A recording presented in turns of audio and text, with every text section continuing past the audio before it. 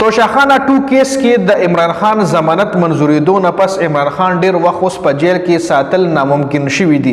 خو بل طرف ته حکومت چې کم دی په عمران خان باندې جیلی کیسونه فیک کیسونه بے سهارا کیسونه جوړی جی.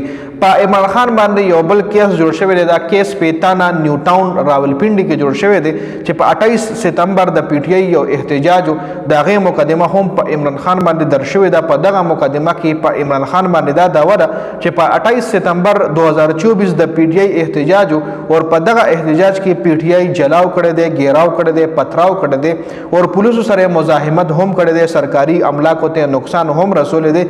دا ټول الزامات په دغه مقدمه کې په عمران خان باندې لګیدلي دي.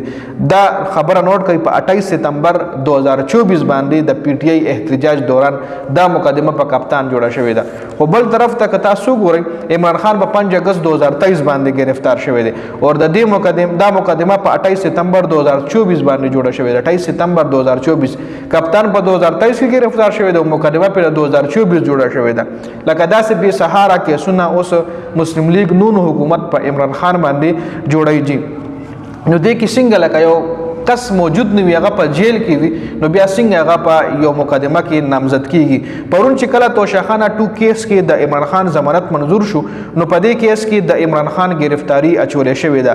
پولیس په اډیاله جیل کې عمران خان په دې کیس کې عدالت ته هم پیش کړی دی او پولیس په دې کیس کې غواړي چې عمران خان ته جسمانی ریمانډ ملو شي. د جسمانی ریمانډ استدعا به هم عدالت نه کړی وي او که عدالت چرته عمران خان ته جسمانی ریمانډ ورکړي نو بیا د عمران خان ضمانت نه کیږي او کچره عدالت عمران خان ته جسمانی ریمانډ ورنه کو جوډیشل ریمانډ باندې وساتلو نو بیا د عمران خان په دې کیس کې هم ضمانت کیږي جی.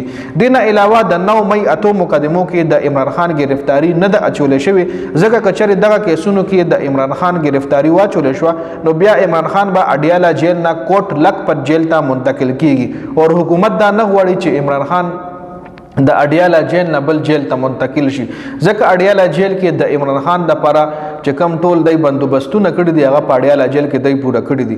په دغه کیسونو کې عمران خان ته ضمانت زر ملاوي دی شي. دغه 9 مئی چې کم کیسز دي 9 مئی چې کم مقدمې دي په دې کې کپتان ته ډیر زر رهایی ملاوي دی شي.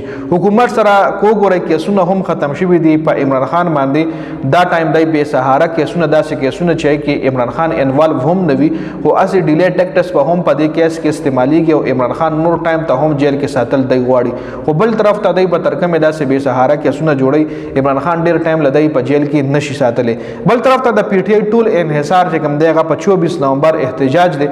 کچره د 24 نومبر احتجاج کامیابیږي نو بیا به هر څه د پی ټی آی په فیور او دغه احتجاج کامیابیدو سره به د پی ټی آی د لیډرشپ رومبنای چې کومه مطالبه وي هغه به د عمران خان رهایی وي.